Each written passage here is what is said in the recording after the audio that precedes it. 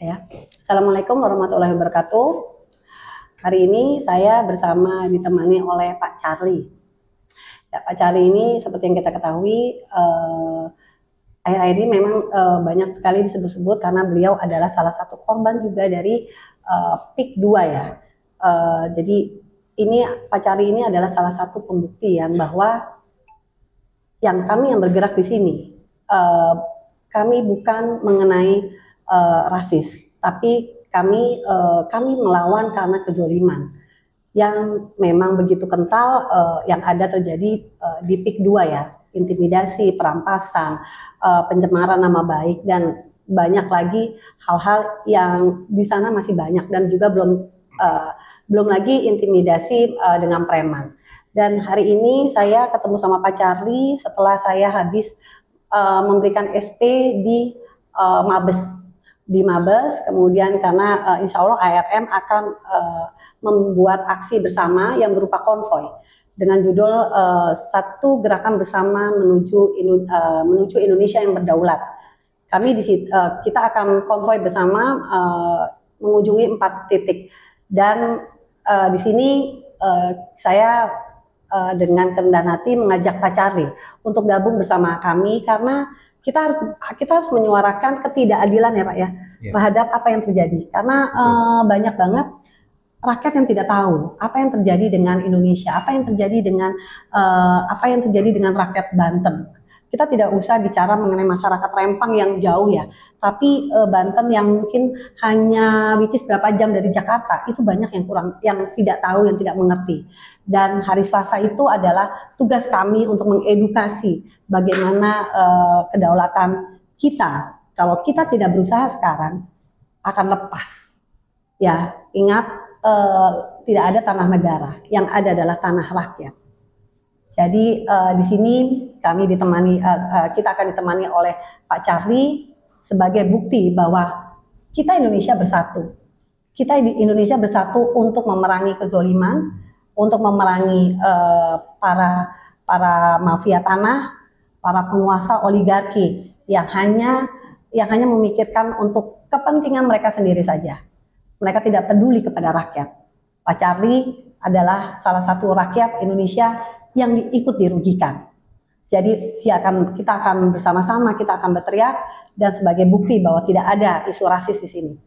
Kita bergerak atas nama Indonesia yang berdaulat. Itu aja dari saya. Terima kasih. Mungkin Pak Charlie mau nambahin sedikit? Iya. Sebenarnya saya sangat bersyukur ya, sekarang ini gerakannya sudah hampir mungkin sepertiga dari Indonesia kali ya. Iya, betul. Ini tidak mungkin terjadi apabila tidak ada isu yang benar-benar menjadi masalah berat. Ya. Saya mulai perjuangan ini sejak 2013 dan waktu itu pembebasan di sana tuh masih sedikit. Jadi masih satu persatu dan kita itu mau teriak itu susah sekali. Ya. Susah.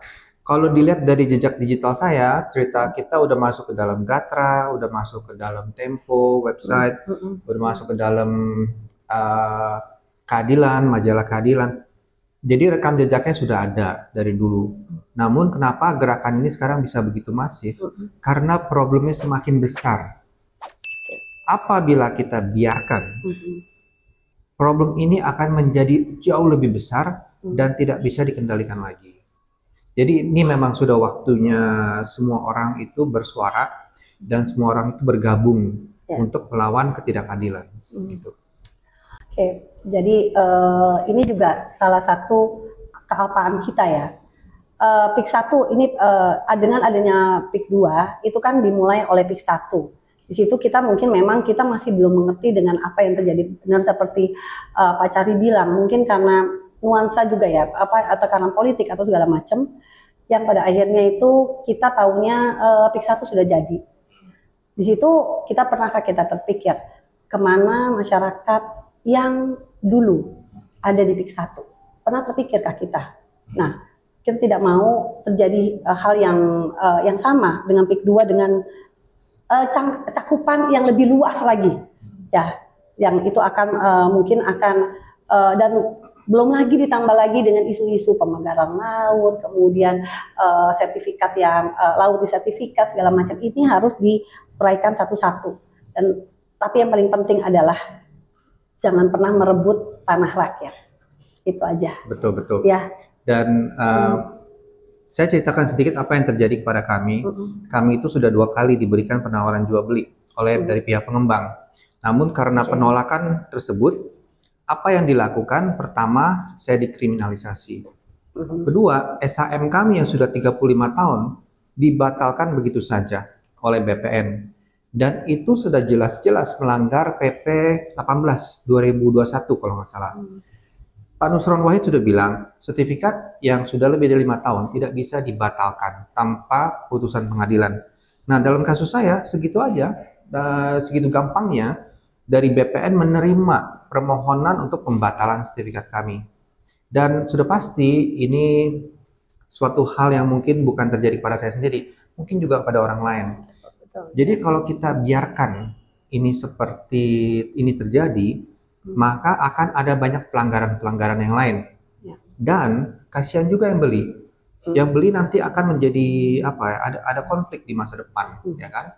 Pertama, konflik masalah hukum. Oke, saya ditangkap, saya suruh tanda tangan untuk tidak menggugat dan melapor, dan juga untuk tidak menuntut ganti rugi. Itu sudah oke, saya udah oke, itu nggak masalah. Tapi nggak ada salahnya dong saya menceritakan kejadian saya, apa yang terjadi sebenarnya. Kenapa? Biarpun saya tidak bisa mengambil upaya hukum, tapi tetap saya bisa menceritakan dan saya bisa membantu, ya kan? Namun itu pun dipermasalahkan. Jadi tanah sudah dirampas, hak sudah dirampas, kebebasan saya dirampas, hak untuk berbicara juga mau dirampas. Kita tidak bisa biarkan ini terjadi. Jadi setelah saya berbicara, pihak dari pengembang Mu'annas Al-Aidid mengajukan pra peradilan sehingga kasus saya dibuka kembali.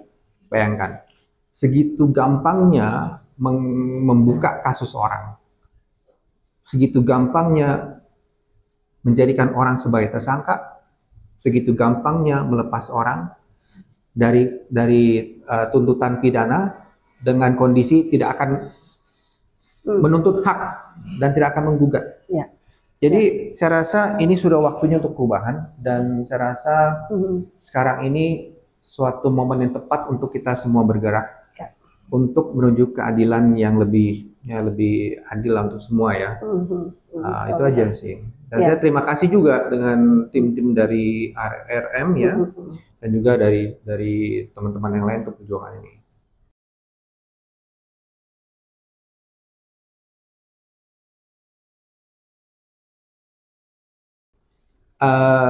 Semua perjuangan kita sebenarnya intinya sama. Tujuannya sama. Ya, sejalan. Jadi saya juga kadang-kadang bingung, ini kok emak-emak bisa segitu semangatnya berjuang untuk, maksudnya apa? Maksudnya ya mereka nggak ada kepentingan di sana, nggak ada tanah di sana setahu saya ya. Iya, betul. Tapi yang mereka perjuangkan itu adalah untuk keturunan-keturunannya.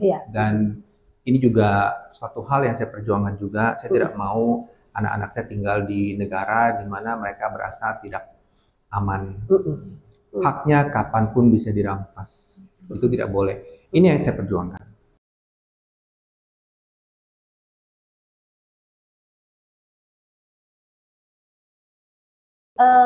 Terus terang pada saat pertama kali saya ketemu sama Pak Charlie itu salut karena tidak mudah orang seperti Pak Charlie ini ya, dan menceritakan apa yang terjadi, karena saya yakin tekanannya pasti akan lebih besar daripada kita. Itu satu ya.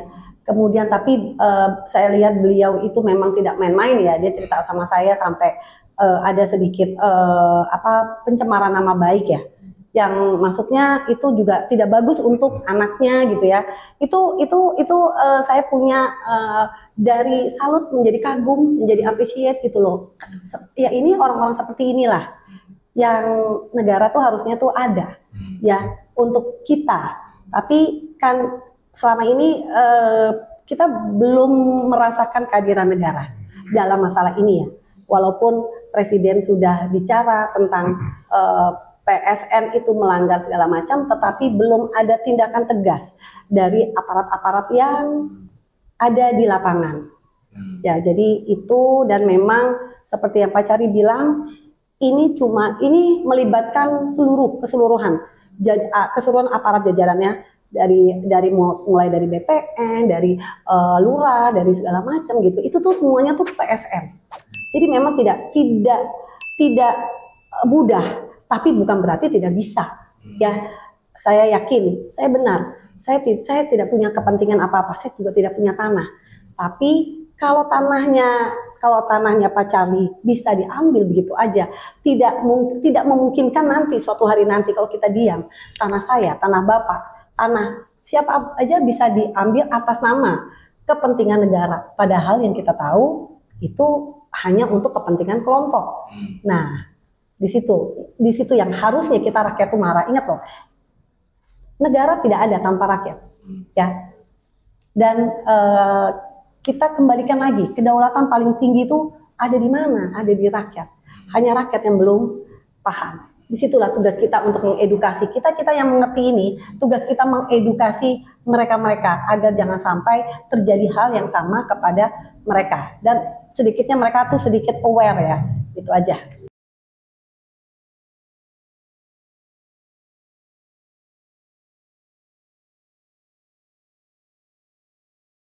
Apa yang terjadi sekarang ini kalau kita kaitkan dengan Jokowi, kalau saya selalu bilang ini adalah Jokowi efek. Jokowi efek selama 10 tahun memerintah ya. Ya, inilah yang terjadi ya. Karena kasus-kasus PSN segala macam itu kan ditandatangani di Jokowi ya. Kita sekarang susah Jokowi karena uang banyak kesedot di IKN segala macam. Ini fakta. Ini fakta ya. Bukan karena saya tidak suka sama beliau, tapi ini adalah fakta. Jadi kenapa PSN memang harus diberhentikan, PIK 2 memang harus diberhentikan. Kan sudah jelas melanggar segala macam tata aturan ya. Yang ada itu dilanggar semua. Tidak mungkin penguasa oligarki itu bisa melanggar kalau tidak di-backing oleh pemerintah. Itu ya. Nah, siapa pemerintahnya pada saat itu?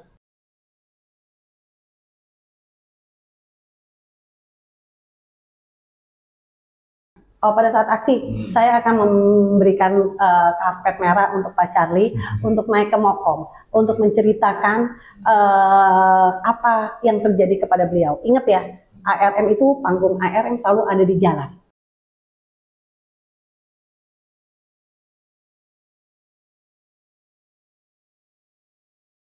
Oke, titik pertama itu adalah di Mabes, ya, Mabes.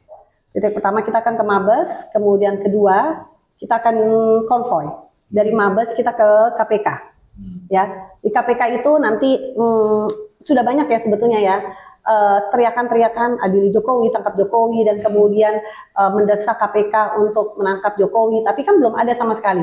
Jadi kami sebagai emak-emak, kami secara simbolis kami akan memberikan Jokowi kepada Humas KPK untuk diterima. Setelah dari situ kami akan konvoy lagi menuju istananya Wapres. Istana Wapres karena seperti yang kita tahu job desk-nya wakil presiden itu adalah urusan lokal, domestik. Apakah pernah wakil presiden itu berbicara tentang PIK 2? Setahu saya enggak. Ya, jadi kami hanya bertanya, masih ada nggak gitu, itu aja. Terus kemudian baru kemudian kita ke Angkatan Laut, itu ada titik terakhir kita. Kita hanya mendukung dan kita berterima kasih dan kita meminta kepada para marinir di sana untuk menjaga kedaulatan laut kita. Untuk siapa sih? Ya untuk anak cucu kita lah. Iya sih, memang itu poin yang sangat krusial ya. Kenapa sampai saat ini pemerintah belum turun tangan secara tegas? Mau sampai kapan? Betul. Mau sampai kapan? Mudah-mudahan dengan adanya kita besok ya, tanggal 25 itu akan bisa membuat suatu gerakan lagi, artinya gini, ke depannya itu adalah tindakan nyata. Jadi udah tidak usah lagi orasi, tapi mana sih tanah kita yang memang harus rebut-rebut gitu. Dan mudah-mudahan juga kita bisa ikut merebut tanahnya Pak Charlie.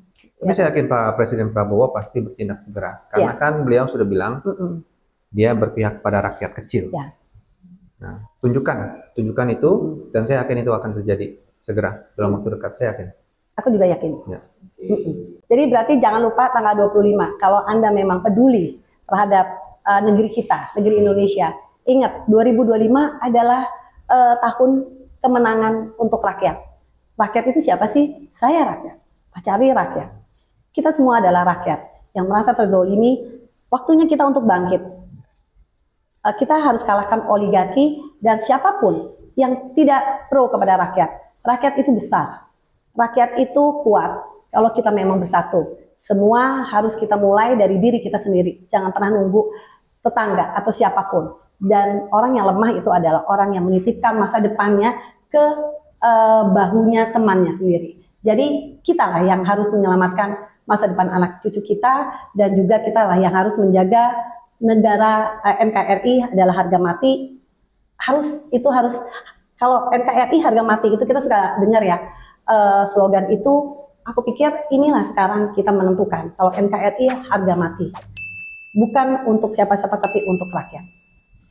Itu aja. Terima kasih. Wassalamualaikum warahmatullahi wabarakatuh. Masih. Aduh, gue nggak nafas nih.